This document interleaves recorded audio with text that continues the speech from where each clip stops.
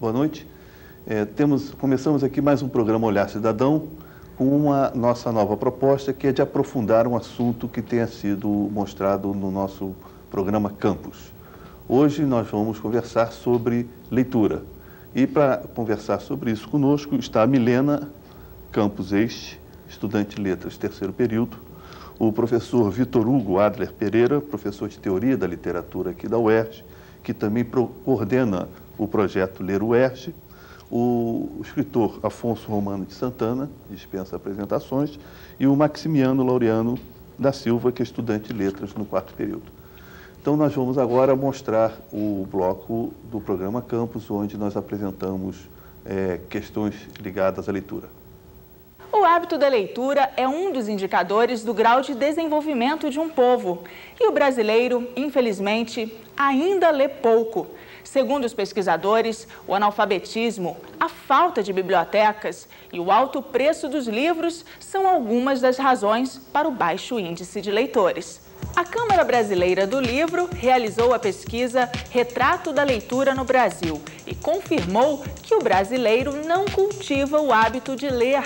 61% dos adultos alfabetizados têm muito pouco ou nenhum contato com os livros. Entre as 17 milhões de pessoas que não gostam de ler, 11 milhões e meio possuem até 8 anos de instrução. Além disso, os analfabetos somam quase 16 milhões de pessoas. O problema do brasileiro está na baixa formação educacional do nosso país. Nós tínhamos até 2002 65 milhões de brasileiros que não chegaram à oitava série. 33 milhões de brasileiros que não chegaram à quarta série. Você vê que a evasão se dá ou antes mesmo do cara adquirir a língua escrita, ou então ele nem vai à escola por uma série de fatores.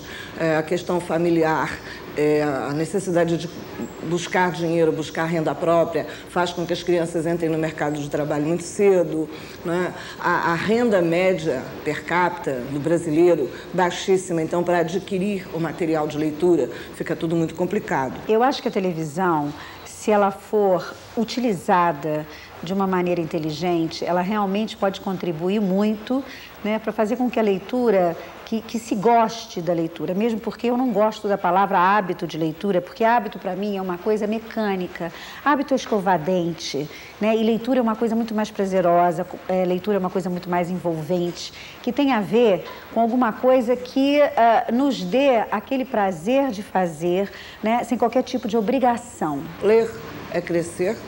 Ler é, por exemplo, descortinar os mistérios do mundo e chegar a sermos capazes de responder às grandes e ontológicas perguntas. Quem somos?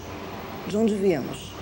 Para onde vamos? O mercado editorial tem se desdobrado para vender livros nos últimos anos. Houve uma queda de 4% de 2001 para 2002 e 8% de 2002 para 2003. No ano passado, 17 milhões de pessoas alfabetizadas acima de 14 anos compraram ao menos um livro, ou seja, menos de 10% da população. Eu, pessoalmente, acho que o curso de biblioteconomia deveria investir mais no profissional que vai estar recebendo o público, para que ele pense na relação com o público e não só na parte técnica de conservação, de organização do acervo. Mas quem acha que só ler é suficiente está enganado. No meio de tantas letras, frases e parágrafos, é preciso entender o que está escrito de fato. A raiz do problema talvez venha da formação do cidadão, né? A escolaridade muitas vezes é precária e a falta de prática mesmo. A gente percebe com o trabalho semanal, isso vai melhorando. Não dá só para colocar na escola, é necessário qualificar essa presença na escola. Então, infelizmente, hoje, quase 50% dos nossos estudantes de ensino fundamental não conseguem interpretar aquilo que leem. 1/3 da população adulta e alfabetizada tem o hábito da leitura no Brasil. Desse número, segundo a pesquisa, 70% se concentram nas classes B e C. A escolaridade é um fator determinante na aproximação ou no distanciamento dos livros. O hábito da leitura, ele depende da sociedade, da família, do meio em que a criança vive. Senão a escola também fica com obrigações que são obrigações mais até do que da própria família. Segundo a Unesco, existem alguns fatores críticos para estabelecer o hábito de leitura de uma população. São eles: ter nascido em uma família de leitores, estudar em escolas preocupadas com o hábito de leitura, o preço do livro, ter acesso aos livros e o valor simbólico que a população atribui a um livro. Eu acho que qualquer um pode ser um agente de leitura. Eu falo em agente de leitura, aquele que deflagra a leitura, né? Pode ser o professor, pode ser um amigo, pode ser a mãe, pode ser o pai, pode ser o irmão. E eu acho que uma das coisas mais importantes para que a gente realmente desenvolva esse gosto, que é a palavra que eu gosto de usar, gosto em vez de hábito de leitura, é fazer com que essa pessoa, né, que o agente de leitura fazer com que essa pessoa tenha a possibilidade de entrar em contato com todos os materiais de leitura possível. Será que escolas e universidades estão cumprindo esse papel? A universidade está recebendo uma clientela que, de uma forma grosseira, vem um tanto ou quanto analfabeta. Portanto, o acesso à leitura do livro técnico-científico fica muito prejudicada. Então, a universidade acaba tendo que voltar nos seus objetivos, recuar, buscar, suprir as lacunas trazidas dos níveis anteriores, o que faz com que os objetivos reais de um curso superior não sejam cumpridos. Além do conteúdo específico, eu acho que nós temos que abrir possibilidades do aluno, né, do nosso aluno, desse ser que depende da gente, que a gente está formando e não apenas informando. Eu acho que nós temos eu diria que nós temos a obrigação de fazer com que ele entenda que existam leituras, existem possibilidades, né, de textos que podem aprofundar e também complementar de uma maneira agradável e de uma maneira prazerosa aquele conteúdo específico. Eu acho que isso, sem dúvida alguma, vai ajudar muito em qualquer profissão. Se o aluno quer escrever melhor, quer ter um texto melhor, quer se comunicar melhor, o grande caminho para isso é a leitura.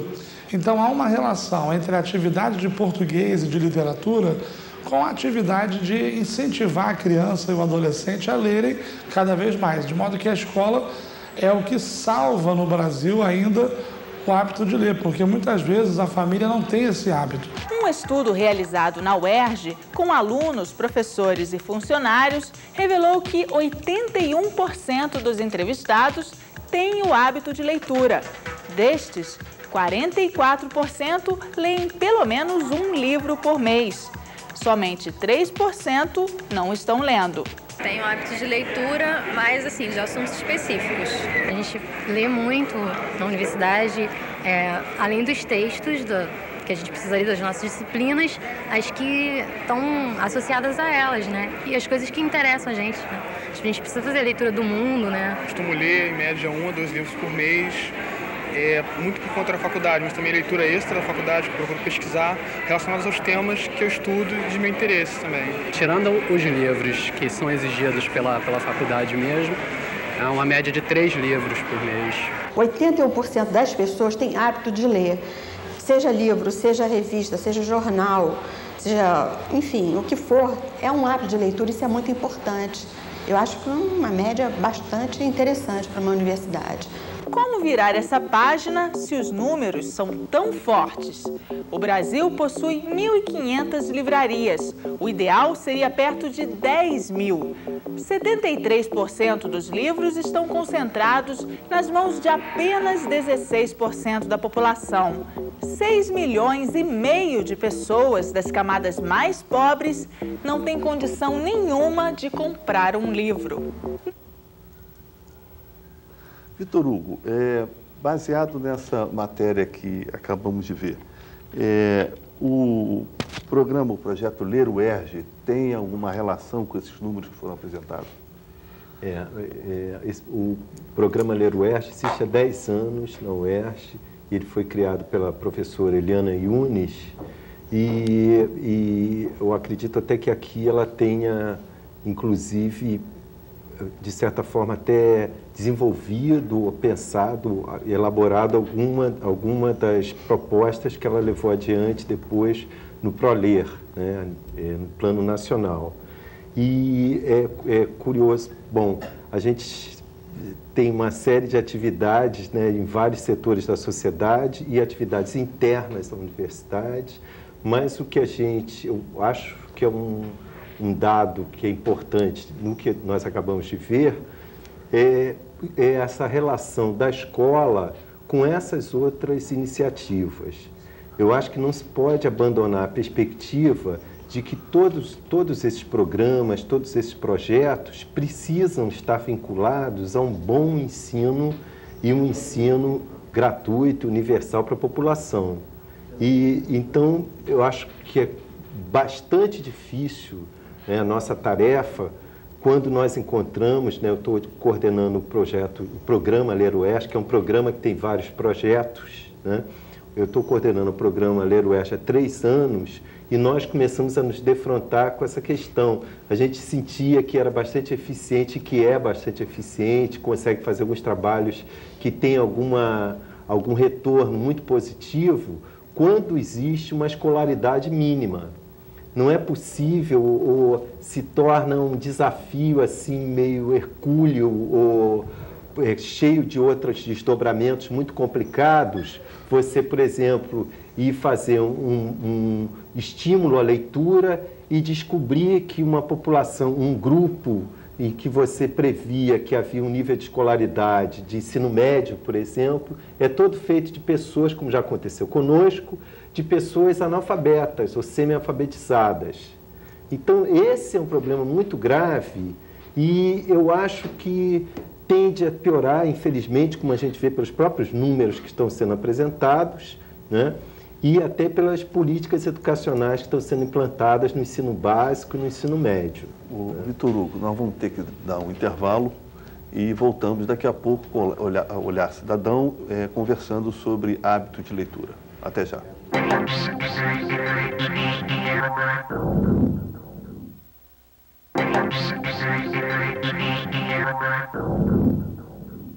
Bom, voltamos com o programa Olhar Cidadão. Estamos conversando aqui sobre hábitos de leitura dos brasileiros. O Afonso, quando você estava na Biblioteca Nacional, houve o início, o lançamento, enfim, você poderia até recordar para a gente, do projeto ProLer. Uhum. O que te levou a criar esse projeto? Eu estava até vendo esse depoimento no programa, estava tendo aqui uma sensação muito, até meio desagradável, né, de ver que nesses últimos 15 anos, que é o tempo que eu me envolvi mais com a questão da leitura, do ponto de vista prático, as coisas ficam se repetindo, patinando. As análises mostram as dificuldades nesse setor e o país, institucionalmente, ministérios, secretarias, universidades, as diversas instâncias, não conseguem sair nem resolver esse problema, né? Você está falando do ProLer. Quando nós criamos o ProLer, na virada dos anos 1990, 91, o projeto, como foi constituído pela Eliane Yunes, pelo Francisco Gregório e uma equipe maior, era um projeto a médio e longo prazo. Era um projeto que partia da ideia que você, para transformar um país numa sociedade leitora, você tem que trabalhar dentro e fora da escola. Usava-se até a expressão de desescolarizar a leitura, quer dizer, não é a escola que vai resolver esse problema. Se o governo, se o presidente da República, e eu devo confessar aqui que eu cansei, que eu passei por 3 presidentes da República enquanto presidente da Biblioteca Nacional, e nenhum deles, na verdade, se interessou muito por esse tema. Se o presidente da República, mais do que o ministro, não se interessar e colocar isso como um programa de governo, ou seja, e fazer o que nós começamos a fazer a despeito do Ministério e das instâncias de poder. Programa de leitura em hospitais, programa de leituras em parques públicos, programa de leituras em barcos bibliotecas. Tínhamos já um projeto de um barco biblioteca no Rio São Francisco e um projeto de barco-biblioteca na Amazônia. Trem-biblioteca, que tinha um projeto que ia começar, um trem que vinha do sul, subia, emprestando livro, fazendo programa nas estações. Ou seja, desencadearam uma ação interministerial. Biblioteca nas penitenciárias. Começamos vários projetos em penitenciárias, até alguns presos escreveram livros. Alguns até viraram notícias, foram parar no Jornal Nacional. Ou seja, ocupar todos os espaços, porque a leitura não é uma coisa de estudante, de professor, de reitor. A leitura é um problema nacional. Então, é nesse sentido que o Proler trabalhou. Agora, na metade do governo Fernando Henrique, ele manifestou um certo desinteresse por esse programa, maior ainda desinteresse manifestado pelo VFOR, o que era uma tragédia, porque esperava-se que esses dois intelectuais tivessem algum entendimento dessa questão. O projeto ficou parado desde 96 até agora, que esse governo está começando a retomar isso. Eu tenho esperanças que... Agora, existe alguma forma de transformar esse projeto em um projeto de Estado e não um projeto de governo? Claro. Porque se vira de Estado, o governo pode, no máximo, atrapalhar, mas não acabar. Claro, não existe. O problema é o seguinte, a coisa mais difícil que tem é você conversar com intelectual e com político sobre leitura. Porque quando você chega perto do senador, do deputado e do presidente também, você diz, olha, nós temos aqui um projeto a médio e longo prazo sobre a questão da leitura. O senador, o deputado, o presidente, leitura, muito bem, leitura, coisa, leitura, e não faz nada. Não faz nada. Se você perguntar a qualquer vereador no Brasil, se ele é a favor da leitura, todo mundo é a favor da leitura. Então, se todo mundo é a favor da leitura, por que não se resolve esse problema? Agora, fazer uma ação concreta, cotidiana, diária, de como estimular o hábito da criança, porque aí você cria uma criança que lê, você vai criar um adulto que lê, um país que lê. Existe uma coisa, um diagnóstico que eu faço, que é o chamado falar duplo. Uma coisa é você fazer o discurso, dar entrevista, leitura, tal, outra coisa é você fazer concretamente alguma coisa para isso, não é? Chama jogar para a plateia. Quebrar esse falar duplo vai levar muito tempo.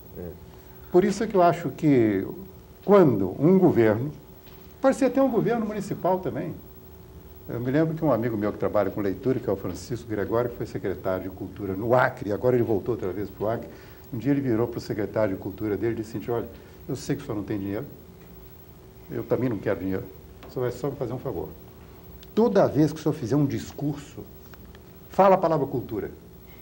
O senhor quer falar cultura. As pessoas vão começar a achar que cultura é uma coisa importante. Eu me lembro que no tempo do Fernando Henrique, todo mundo acha que era uma pessoa culta, não teve um discurso dele que ele tivesse referido ao Ministério da Cultura.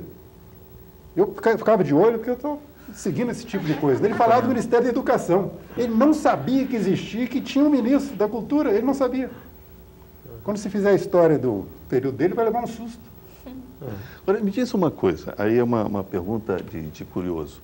A leitura, ela pode começar com o hábito de ouvir leitura, quer dizer, crianças de 2, 3, 4, 5 anos não estão lendo ainda, em vez de estarem assistindo televisão, ouvindo rádio, ou qualquer coisa parecida, jogando game, ouvir pessoas lendo histórias, isso é importante, Vitor Hugo? Porque, inclusive, é uma das práticas, né, que se institui ligadas, em geral, a esse tipo de programa de leitura, né, é a de contação de histórias, né, porque ela leva até o indivíduo, desde a infância, né, a perceber que o livro é um mundo que abre outros mundos para ela, né? Então, quer dizer, o fato de uma pessoa pegar, inclusive se aconselha muito a não se contar a história, ou a se contar a história, né, com um livro na mão, em geral, até mostrar, ó, isso está aqui, isso veio daqui, né? Para que a criança tenha noção de que no momento em que ela puder ter acesso àqueles caracteres ali, né, da escrita, ela vai poder compreender, ter a chave, né, para aquele mundo que está ali contido. Então, essa é uma experiência, né, antropológica, vamos dizer assim, né, de passagem dessa possibilidade de encontrar ali um objeto que é uma porta. Vitor, você sabe que existe uma experiência na Colômbia de contação de histórias para a criança quando ela está ainda na barriga da mãe? Ah, já ouvi. Assim como existe em Curitiba e algumas cidades brasileiras o programa de contação de história para menino que está na creche realmente, né? Mas existe essa ideia da contação de histórias para quem está grávida, porque a voz, a melodia, né, o ritmo. Tem até uma historinha engraçada. O Alcione Araújo, o escritor, ele disse que quando a mulher dele estava grávida, ele chegava perto da barriga da mulher assim e começava a contar uma história para a filha. Dizia, era uma vez, não sei o quê e tal. Acho que ela se acostumou com a voz dele. E depois que ela nasceu, toda vez que ela estava meio esquisita, ele falava, era uma vez, ela acalmava, ficava ótimo, né? Quer dizer, aplica isso ao seu filho, né? Fez isso? Olha aí, tá vendo? Está aqui uma prova concreta do que eu estou falando. Agora, olha só, mas nós temos aí uma brecha, um abismo, o nome que a gente queira dar, que eu acho que é grande. Quer dizer, como resolver? Nós temos um número grande de pais analfabetos, futuros pais analfabetos ou semi-alfabetizados, que não podem fazer isso com seus filhos. Quer dizer, eles não podem criar o hábito por não poderem ler ou por não terem o hábito. Ou é possível a gente criar o hábito num adulto para ler para os seus filhos? Quer dizer, fica na mão de quem? Quer dizer, não deve ficar só na mão da escola, né? A gente acha que foi isso que eu entendi. Quer dizer, a escola é um dos meios, né?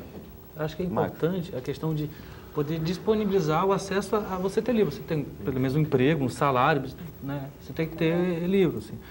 Você vai ver quanto é um livro hoje em dia, é algo caríssimo. A população, a maioria da população não tem dinheiro de come ou ler. Às vezes, ou vai trabalhar, ou vai comer, ou vai comprar um livro. Então, ter acesso, ter disponibilidade de ter um livro é importante, sabe?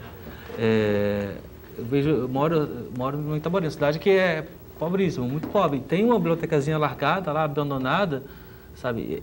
Poder ter mais bibliotecas com acesso, sabe? Poder ter mais livros de acesso à população é importante. Quando você vê que é muito desemprego, mas mesmo assim, vários lugares, várias pessoas muito pobres tiveram acesso à literatura, tiveram acesso a livros e puderam desempenhar papel numa sociedade muito importante. Tem exemplos vários, Charles Dickens, né? Pais muito pobres. Vários autores de sucesso, Balzac, vários autores de sucesso que pais eram muito pobres e tiveram acesso a livros e puderam estar escrevendo e se tornarem imortais. Agora, mas aí você sabe que dentro da questão que você está levantando, eu acho que não é o livro necessariamente o elemento que vai disparar o gosto pela leitura. Se dentro do projeto de leitura você tiver um setor trabalhando com a questão da oralidade, para através da contação você poder discutir problemas relativos à saúde, problemas relativos à educação, ou problemas variados, isso funciona. Vou contar um caso aqui.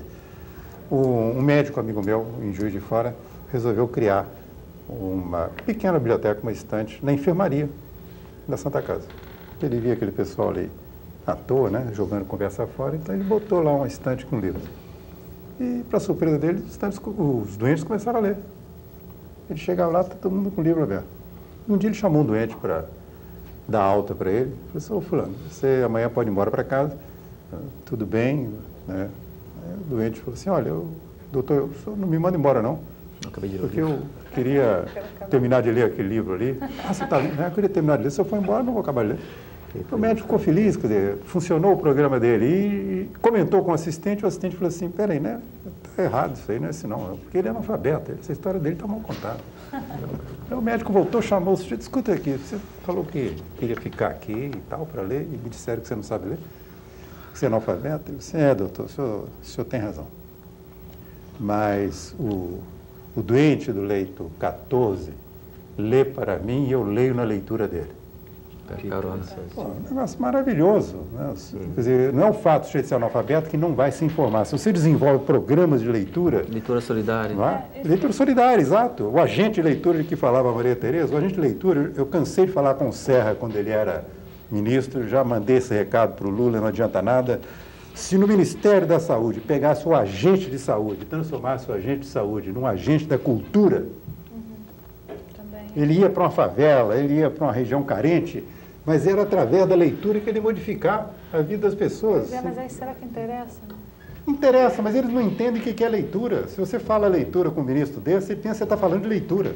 Você não está falando de leitura, você está falando de leitura, entendeu? De acesso à leitura. Olha só, lamentavelmente, temos que ter um intervalo.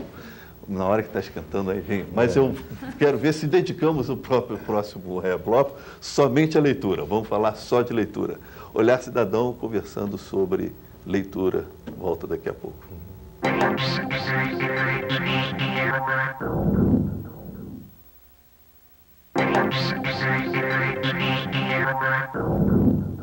Voltamos com o programa Olhar Cidadão, hoje conversando sobre leitura. E antes do intervalo, o Afonso falava sobre o significado da palavra leitura, né? Que as pessoas entendem que leitura é olhar o livro e seguir o que fala, escreve, isso, ou diz as letrinhas. Você acha pouco mais do que isso? Um pouco muito mais que isso.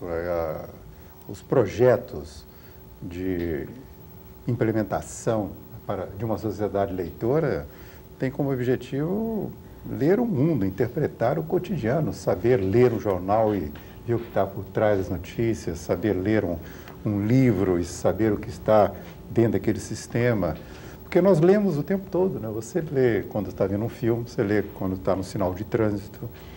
Uma partida de futebol é uma leitura que você está produzindo. O desfile de uma escola de samba é uma leitura que você está produzindo. Então, o processo de leitura passa muito por aquela coisa que o Paulo Freire, já nos anos 50, 60, tinha trazido, criado no Brasil. Através da palavra, você organizar uma interpretação do mundo. Por isso que esses agentes de leitura que o Prolé tanto criou e incentivou, e eu cansei de insistir para que os governos potencializassem isso, eles deveriam, nas comunidades carentes, nos hospitais, nas favelas, etc., ser os elementos disparadores dessa interpretação. Um sujeito que sabe interpretar as coisas, ler no sentido maior, ele cuida melhor da saúde dele. Ele se comporta melhor como cidadão. Então, a leitura é um sentido bem amplo, leitura do mundo. Max? Um cidadão que sabe ler, ele vai procurar ler melhor, se conhecer melhor, procurar ver até onde ele pode ir, o quanto ele pode ou não ser explorado, o quanto ele não pode, quais são os direitos dele. O cara que é analfabeto tem menos possibilidade, tem menos acesso, tem menos emprego, tem menos funções. Eu acho que há uma descontinuidade no processo de estímulo, já que a função do Estado, botar uma biblioteca, como ele citou agora, que tem uma biblioteca em cada bairro, na Suécia, se não me engano, acho que seria algo assim também, sabe? Eu acho que está muito longe no Brasil de uma Suécia, né? Está muito longe, assim, de ter uma biblioteca em cada bairro, em cada semi-região do Estado. Acho que seria por aí suprir essa deficiência de ter acesso à leitura, de poder ter acesso, porque não é somente leitura, as palavrinhas, também a compreensão do mundo, né? Eu acho que para mudar o mundo tem que saber, conhecer, entender o mundo melhor. E você só tem essa leitura do mundo quando você tem acesso à leitura, né? Porque senão você fica preso no mundo que é só plaquinha, que é só númerozinho, que é só compreensão direta, automática. Né? Agora, o que veio primeiro, né? O ovo ou a galinha? Quer dizer, se nós colocarmos uma biblioteca em cada bairro, nós resolvemos o problema da leitura? Não, eu acho que a questão é a questão sistêmica. A questão sistêmica. Quando nós estávamos na Biblioteca Nacional, nós tínhamos um projeto a longo prazo, ou seja, biblioteca, leitura e o livro. Eram os três elementos. Porque não adianta você cuidar do livro sem pensar em biblioteca. Você tem 3 mil municípios no Brasil que não tem biblioteca pública. Isso é uma calamidade. Tem que fazer um projeto para criar essas bibliotecas. Segundo, tem que modificar o conceito de biblioteca. Biblioteca não é um lugar para depósito de livro. Biblioteca deveria ser o lugar onde qualquer cidadão da comunidade vai quando ele precisa de uma informação modificadora da vida dele. Então, o bibliotecário do século XXI tem que ser um agente de informação. Não um sujeito que fica parado ali atrás da estante, catalogando o livro. É um agente de informação. Posso fazer uma provocação? Pode, faça. Uma biblioteca no município pequeno precisa de um bibliotecário? Claro que precisa. Aliás, tem uma coisa engraçada. Eu andei vendo uns filmes aí, por acaso, e vários filmes ingleses e americanos, sobre histórias que se passam numa aldeia que tem 300 pessoas, 500 pessoas. E nesses filmes tinha cenas que envolviam a biblioteca. Ou seja, pequena aldeia, de repente aconteceu um crime, aconteceu uma coisa qualquer, alguém disse assim, não, você vai à biblioteca, lá você podia fazer cópia, podia pesquisar isso. Um país que respeita a informação já é meio caminho andado. Quando você estava dizendo aí da questão dos bairros, né, na Dinamarca e na Suécia, você sabe que na Suécia eles chegaram ao máximo. Quando os exilados brasileiros e latino-americanos estavam lá, como eram estrangeiros, o governo da Suécia chegou a aprovar um projeto obrigando as bibliotecas a terem coleção de livros em espanhol, para os exilados poderem ler. Quer dizer, isso é reconhecimento de que o sujeito precisa, o imaginário do cidadão precisa, através da sua própria língua, passear naquele universo. Não é um luxo, não, é uma necessidade onírica, necessidade do imaginário. Agora, quando você tem um governante que entende isso, fica mais fácil. Mas primeiro tem que criar um curso de alfabetização dos governantes. Não é? Explicar para eles o que é leitura, a importância disso. Aí depois, aliás, deviam fazer isso, quando aparecesse o candidato para qualquer coisa, não, você entra nesse curso aqui, nós vamos te explicar. Bem, primeiro. aliás, tem até para você ser vereador, houve casos assim, no município que o candidato não pôde concorrer por não ter conseguido passar pela prova de leitura. Mas aí é no sentido de alfabetização. De conseguir entender as letrinhas, não? Eu acho que tem problema aí, quer dizer, nessa concepção de leitura, né, que é do Paulo Freire, assim, que tem a ver com a do Paulo Freire, né, é um problema de se mudar uma atitude em relação ao conhecimento, né? Quer dizer, que, como a gente estava comentando, até numa família, que era aquela pergunta que foi colocada aqui, né, será que um pai analfabeto pode promover a leitura, né? Não, eu acho que a questão não é exatamente essa, quer dizer, promover a leitura de livros, possivelmente, certamente sim, né? Porque se ele tiver uma atitude X ou Y diante do que é o conhecer, do que é o conhecimento, de que o conhecimento é dinâmico, é dialógico, né? Uma operação de diálogo com o outro. E eu acho que o que a gente está passando é uma deterioração até desse tipo de valor, porque a gente está tendo uma educação, né, de treinamento, né, de condicionamento, no máximo, quando consegue, no máximo isso, né? E eu acho que, portanto, esse problema da leitura também está passando por um problema do tipo de cultura que está informando a educação no Brasil. Agora, você está me lembrando uma coisa curiosa. Quando você vê um filme francês, sobretudo filme francês, italiano também um pouco, sempre aparece uma biblioteca na casa das pessoas.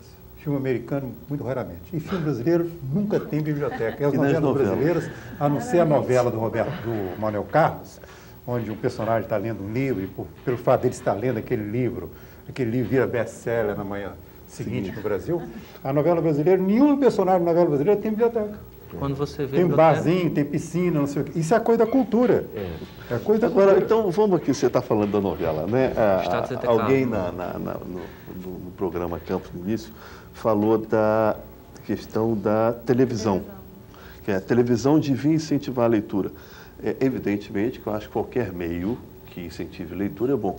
Mas vocês acham que a televisão atrapalha a leitura? Ou impede que alguém queira ler? Ocupa um espaço, né? A televisão... Numa certa medida, creio que sim, é o que ele falou, dando continuidade. Assim, ocupa muito espaço, principalmente das crianças, dos adolescentes. A televisão, videogame... toma um tempo imenso Eu acho que essa atitude do receptor é a coisa mais importante, que se a pessoa estiver estimulada a ter uma atitude ativa, vamos dizer assim, em relação ao contato que ela tem com o objeto, né? Eu acho que a televisão não atrapalha, ela é mais um elemento na vida dela. Ela mesmo vai ficar insatisfeita de ficar horas parada vendo não interessa o quê, entende? Uma criança até que seja acostumada a um jogo mais criativo, a um contato social mais criativo também, a usar o livro criativamente e não como um passatempo de ler não importa o que e nem para quê, né? Eu acho que ela pode usar também a televisão criativamente. Eu acho que é um pouco de preconceito achar que a TV não é só isso. Atrapalha. Não é um veículo, é como o veículo é usado. Na França, é como muita gente sabe, o programa que durante mais de 20 anos tinha uma das maiores audiências na França era um programa literário do Bernard Pivot, onde ele entrevistava 5 escritores de países diferentes. O escritor que aparecia naquele programa entrava na lista de best-seller durante um mês, de qualquer maneira. E o livro dele aparecia em todos os supermercados, todas as vitrinas, porque esse personagem, Bernard Pivot, é um sujeito que tinha um certo charme e transformava o programa dele numa coisa interessantíssima. Então, mesmo as pessoas que não tinham muito hábito de ler, começavam a ler por causa do programa. Quer dizer, não é o veículo em si, é como ele é usado. Quando a televisão investe nisso, numa novela, há logo uma venda de livros, seja Jorge Amado, seja da Letícia, Sete Mulheres. Teve o Sítio do Pica-Pau Amarelo, né? Monteiro Lobato entrou na vida de muita gente através do programa, sem dúvida. O que eu estava querendo dizer é que existe essa questão que você tocou, do estímulo. Me preocupa muito como é que o Ministério da Educação, como é que os estados, os municípios pensam a questão do que é trabalhar em termos de leitura nos colégios, né? Não dá para colocar responsabilidade só nas famílias. Então, como que são escolhidos os livros, as obras, como vão ser trabalhadas dentro dos colégios para estar começando a incentivar as crianças que não têm, por exemplo, esse incentivo dentro de casa? Não sei, me parece um pouco aleatório. Eu insisto que a coisa não é tanto só do colégio. Não, claro. Eu insisto na coisa de desescolarizar a leitura. Eu acho, por exemplo, o Exército e a Marinha Aeronáutica têm uma contribuição incrível a dar na questão da leitura. No nosso projeto, que foi abortado no governo Fernando Henrique, nós tínhamos um projeto de não só a Marinha transportar os livros, dentro dos navios todos da Marinha ia ter bibliotecas com trabalho com os marinheiros, os quartéis ia ter programas de leitura para os soldados, evidentemente, para os sargentos, etc., e para a vizinhança, e assim por diante. A aeronáutica ia transportar livros, ia fazer programas de leitura. Tem tribos de índio.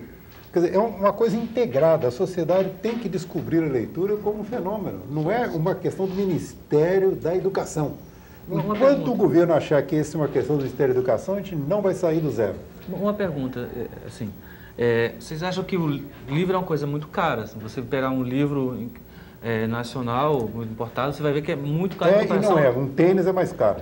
Agora, é muito caro porque ninguém lê ou ninguém lê porque é muito caro? Eu acho que essa pergunta... Mas essa resposta será dada depois do próximo intervalo. A força do nós temos regras a serem obedecidas. Olhar Cidadão hoje discutindo a leitura. Até daqui a pouco.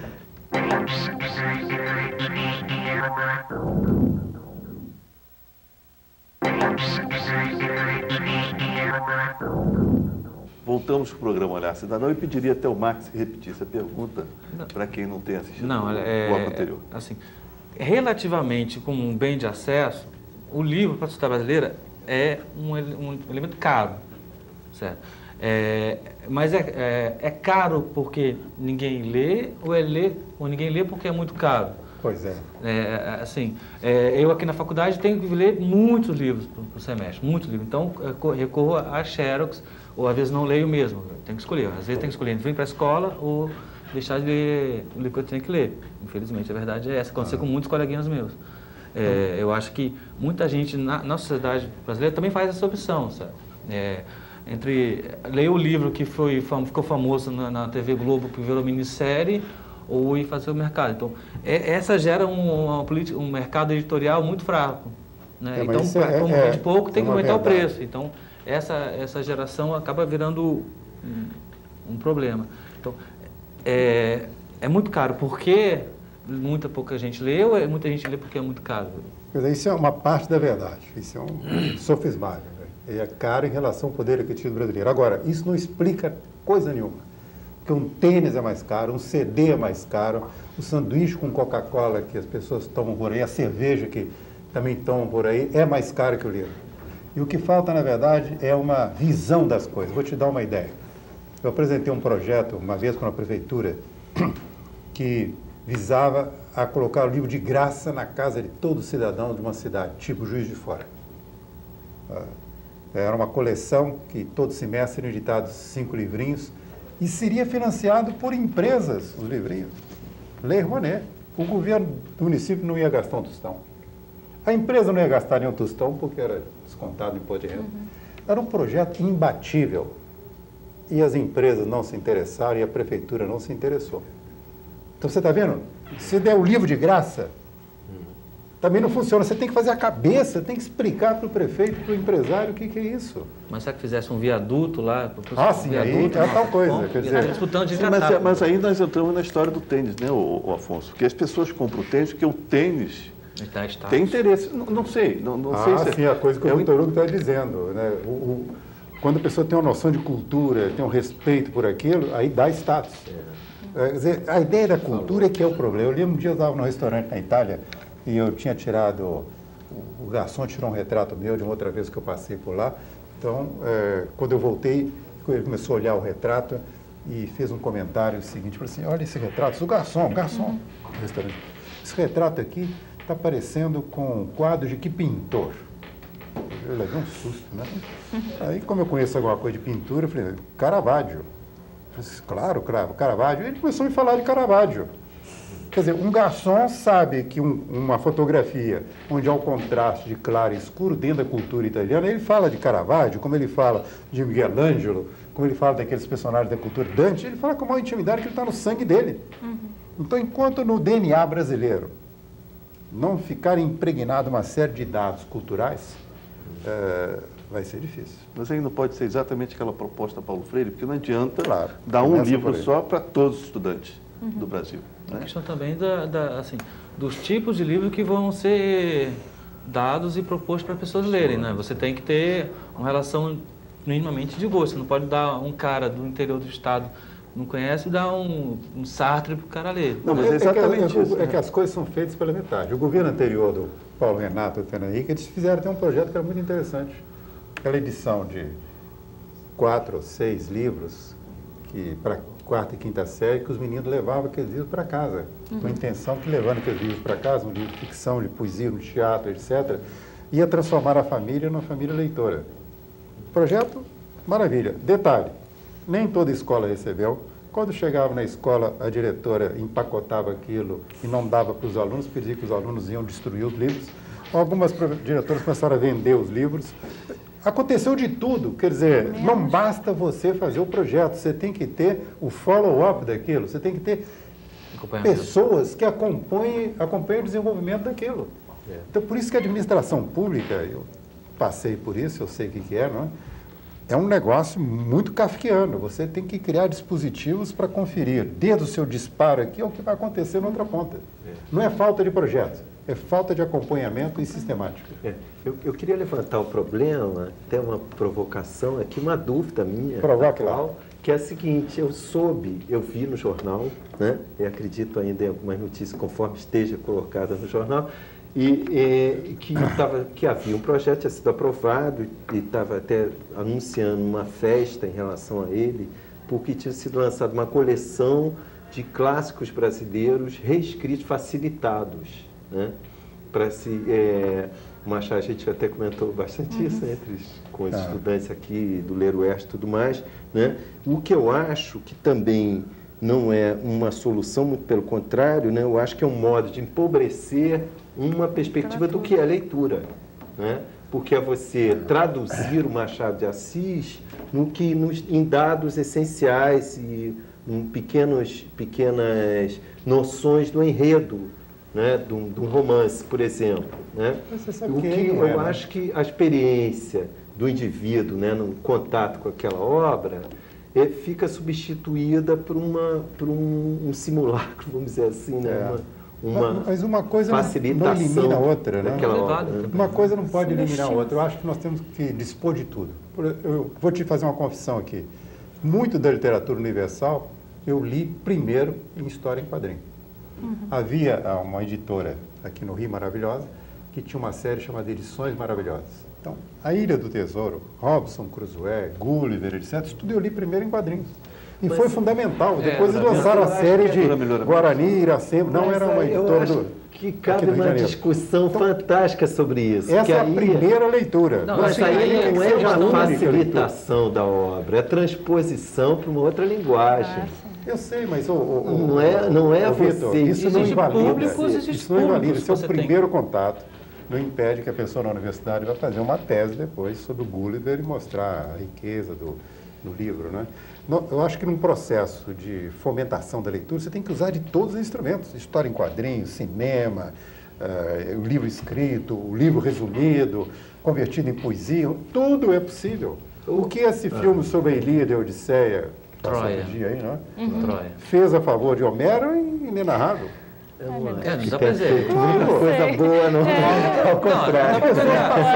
As pessoas passaram a ter uma ideia daquele enredo que vocês ouviram falar que era isso e nunca tinham ideia. Agora, quem se interessar vai lá e lê o livro. Eu sinto que cabia uma discussão grande, entendeu? Me espantou que a Academia Brasileira de Letras ou outros, ou a universidade mesmo, que nós não tenhamos nos mobilizado, me espanto que nós todos não nos tenhamos nos mobilizado para discutir as implicações disso, que eu acho que não são tão simples. Não, de você promover uma leitura dos clássicos facilitada, entende? Em vez de você pensar em outros modos de você promover a leitura ou de você promover o livro no Brasil, você fazer versões facilitadas de clássicos. Existe uma coleção. Deixa eu dar um exemplo. Você não pode ter essa posição elitista, assim, do Machado de Assis. Você pode apresentar Machado de Assis de outra maneira, até chegar no Machado. Eu acho que é o contrário, até se você poder promover outras experiências de leitura, mas não descaracterizar, entende? Mas essa não pode ser, é que eu vou acompanhar o Afonso, não pode ser mais uma experiência. Quer dizer, claro, o importante não é fazer a pessoa tomar gosto pela leitura, depois ela escolher a leitura. A leitura é um vírusinho, você tem que contaminar aquela pessoa, seja com que seja. Assim sem vacina. Sem vacina. Assim como Afonso, eu aprendi a ler com gibi. Com Mônica, entendeu? Hoje em dia eu já tenho a aptidão, já posso ler um Balzac inteiro. As minhas filhas, eu estou contaminando elas agora. Já que estamos todos confessando aqui, minha mãe ficava horrorizada porque eu lia muita revista em quadrinho. Mas hoje em dia eu leio bastante. Quadrinho é uma linguagem específica, que tem sua miqueza. Sim, mas me criou um hábito de leitura. Me criou um hábito de leitura. Eu vou te apresentar assim, um projeto de uma editora internacional chamado Graphic Novels. São vários clássicos desenhados por mestres de quadrinhos de desenhos que são fantásticos. O Velho e o Mar, a própria Ilíada, apresentado. Tudo bem, é reduzido? Tem um público de acesso menor ou maior, dependendo do gosto, sim. Eu acho que dá para você ter uma possibilidade de introduzir um público maior, que não vai conseguir ler a Ilíada completa. Não tem como. Mas você tem que adaptar ao público certo, o veículo certo, a comunicação certa, para poder, a gente está dizendo aqui sobre leitura, trazer a pessoa a poder. Eu vou provocar. É preferível uma televisão bem vista, bem lida, do que uma leitura simplificada, mal feita, condicionante, empobrecedora. Não, mas a questão não é condicionar para a leitura. A questão é ensinar ou divulgar ou fomentar a verdadeira leitura do mundo, a discussão sobre a vida, a pensamento sobre a existência do indivíduo, a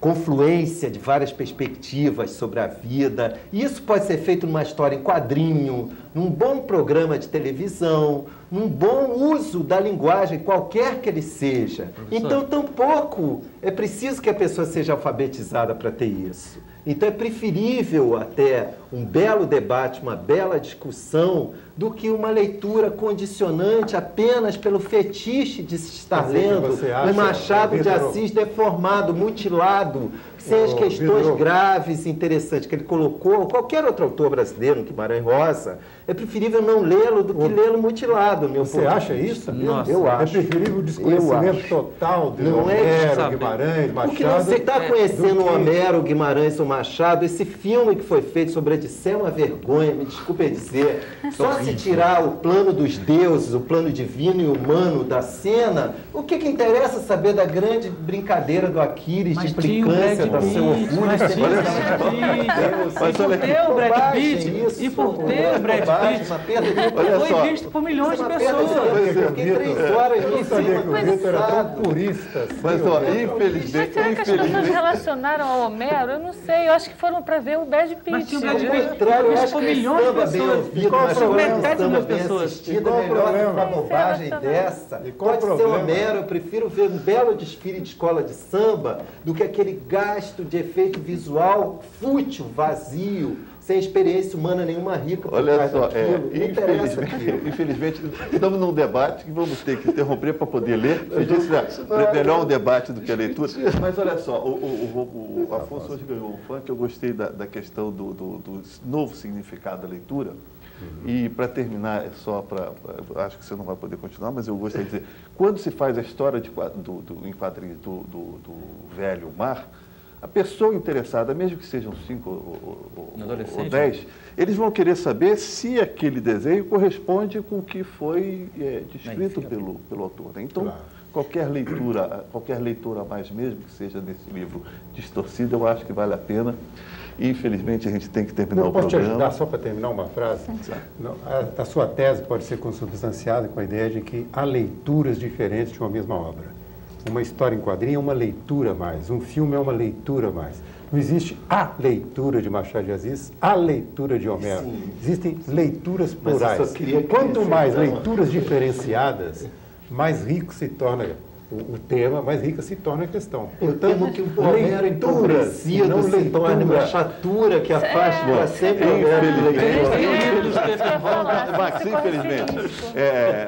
Infelizmente, terminamos aqui. Eu acho até que vale a pena, quem sabe no futuro, provocarmos uma nova discussão. Espero que tenha aumentado o índice de leituras, loucuras também, o ato falho, né? E agradeço a todos vocês. Até o próximo programa Olhar Cidadão. Boa noite.